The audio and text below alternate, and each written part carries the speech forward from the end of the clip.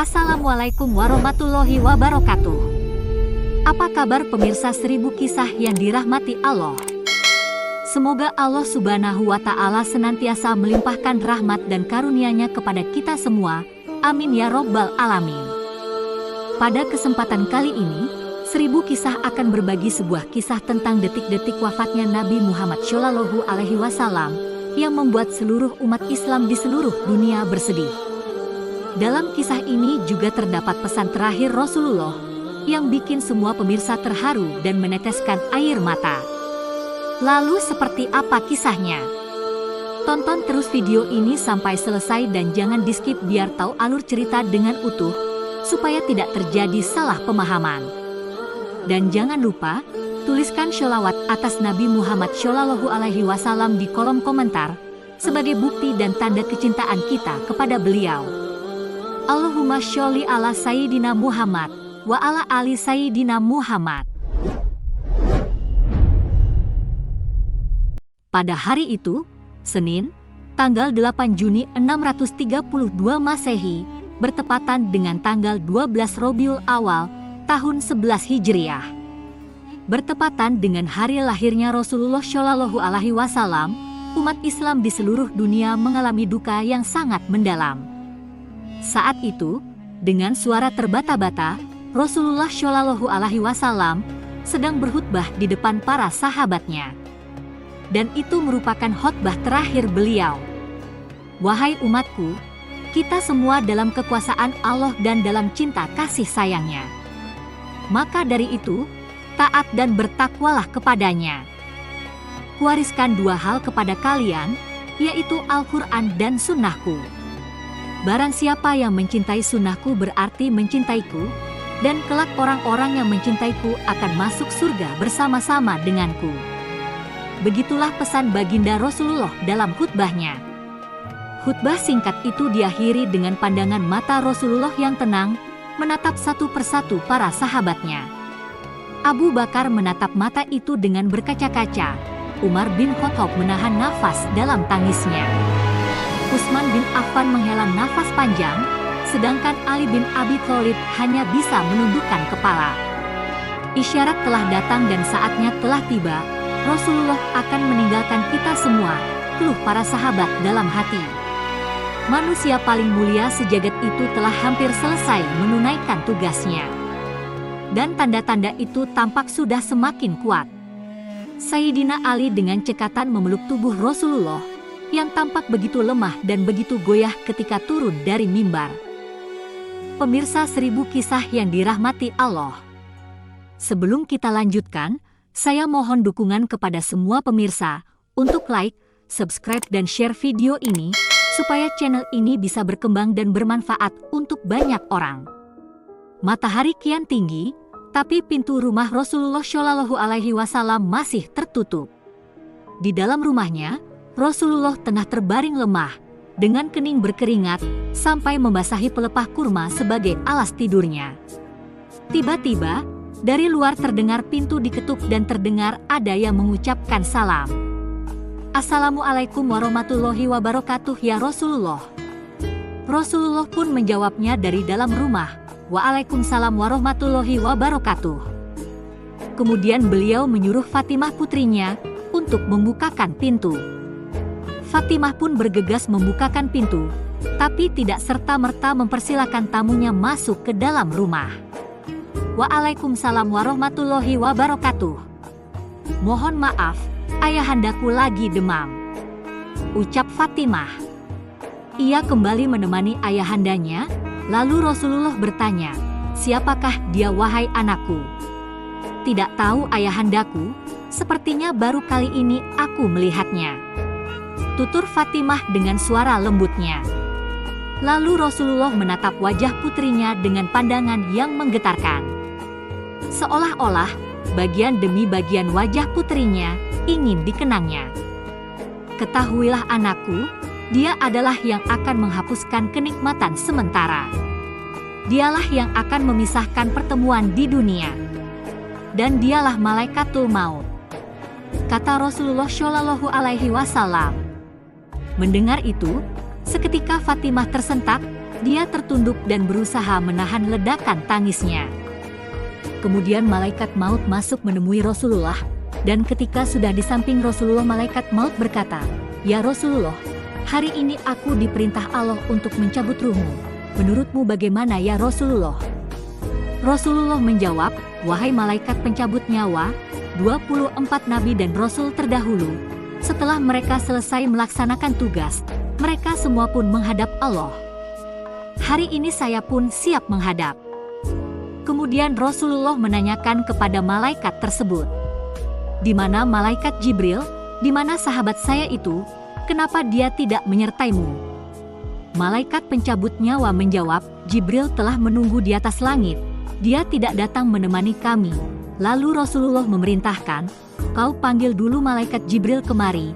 Ada perkara penting yang ingin aku tanyakan kepada Jibril. Setelah itu saya siap menghadap kepada Allah." Kemudian, naiklah malaikat pencabut nyawa menemui malaikat Jibril, dan berkata, "Wahai Jibril, engkau dicari sahabatmu. Turunlah engkau menyertai kami." Lalu turunlah malaikat Jibril bersama malaikat maut, bertemu Rasulullah. Kemudian Rasulullah bertanya kepada malaikat Jibril, "Wahai Jibril, kalau hari ini aku menghadap kepada Allah, tolong berikan aku berita gembira. Tolong perdengarkan kepadaku kalimat yang nikmat di telingaku." Lalu Jibril berkata, "Ya Rasulullah, baru saja saya mendapat berita gembira dari Allah. Seluruh malaikat yang pernah Allah ciptakan telah antri menyambut ruhmu ya Rasulullah." "Apalagi ya Jibril?" tanya Rasulullah. "Ya Rasulullah, seluruh nabi yang berjumlah 24 diharamkan masuk surga sebelum engkau terlebih dulu masuk. Meskipun engkau adalah nabi yang terakhir."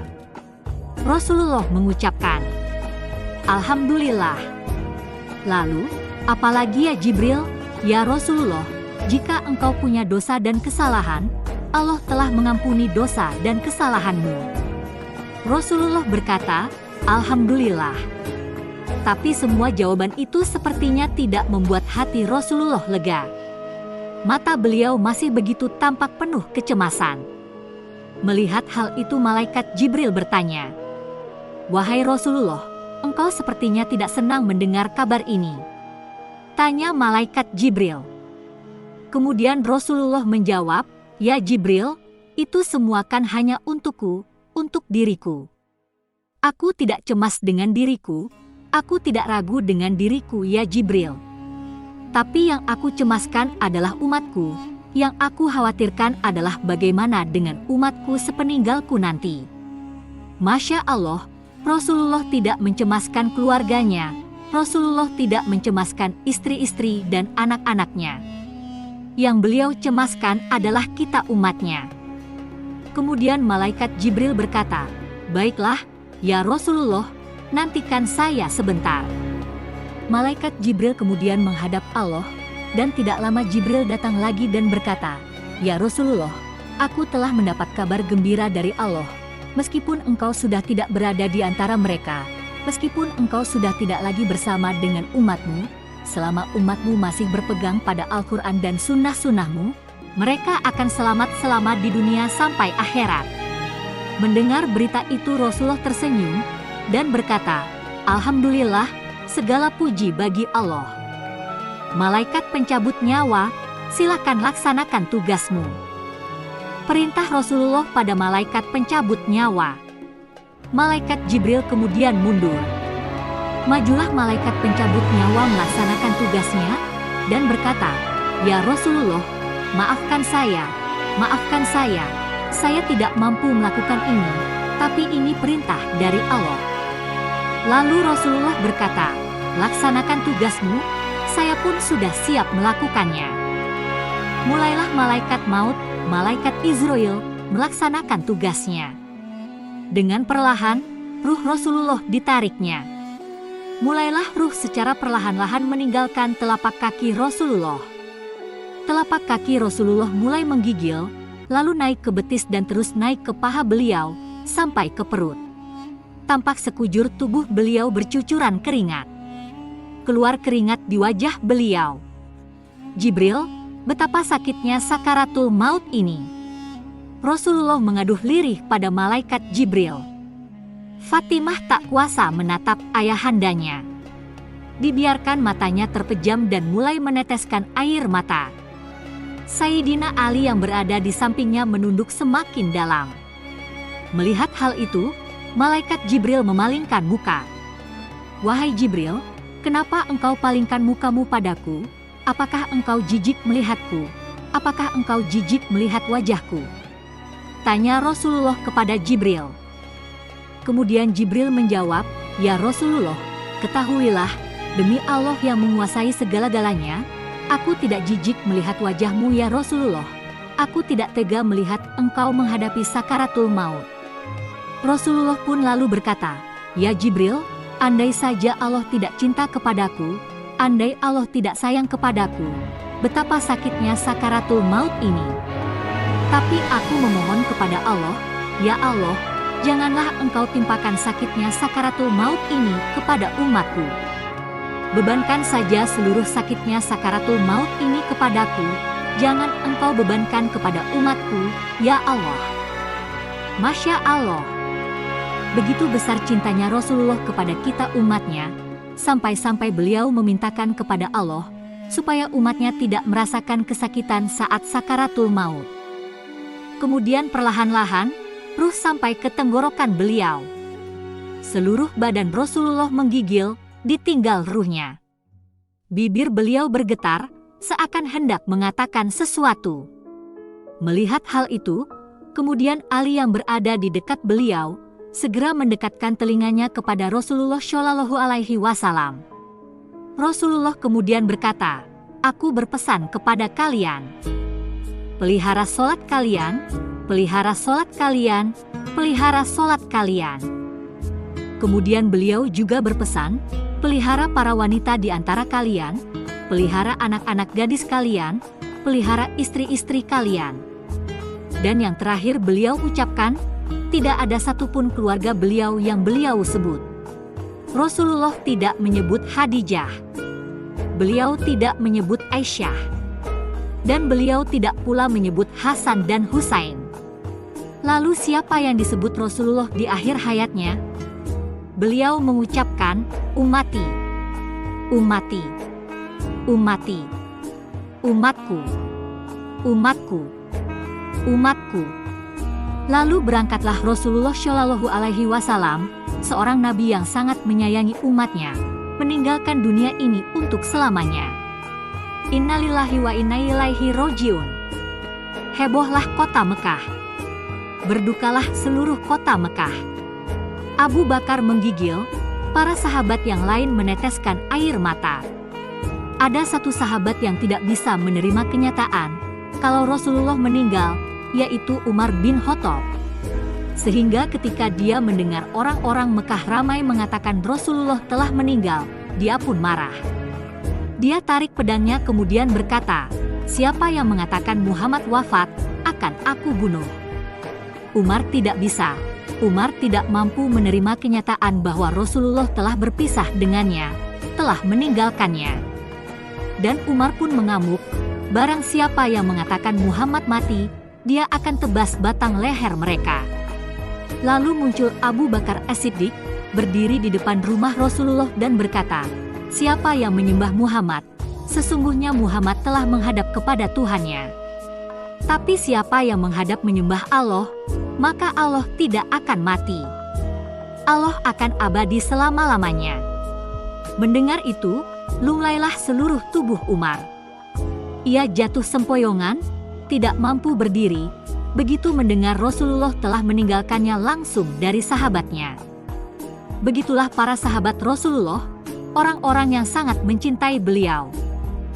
Pemirsa 1000 kisah yang dirahmati Allah, demikianlah kisah detik-detik wafatnya Rasulullah Shallallahu Alaihi Wasallam. Betapa besarnya cinta beliau kepada kita umatnya. Lalu apakah sudah sebanding dengan cinta kita selama ini kepada beliau? Coba kita tanyakan kepada hati kita masing-masing. Wallahu a'lam bishawab. Semoga kisah ini bisa kita jadikan motivasi agar bisa lebih memperbaiki diri. Marilah kita selalu memperbanyak membaca sholawat kepada junjungan kita, Nabi Agung Muhammad Shallallahu Alaihi Wasallam. Dan semoga kita semua bisa mendapatkan syafaatnya kelak di hari kiamat. Amin ya Robbal Alamin. Demikian kisah yang bisa kami bagikan. Semoga bermanfaat untuk kita semua. Wassalamualaikum warahmatullahi wabarakatuh.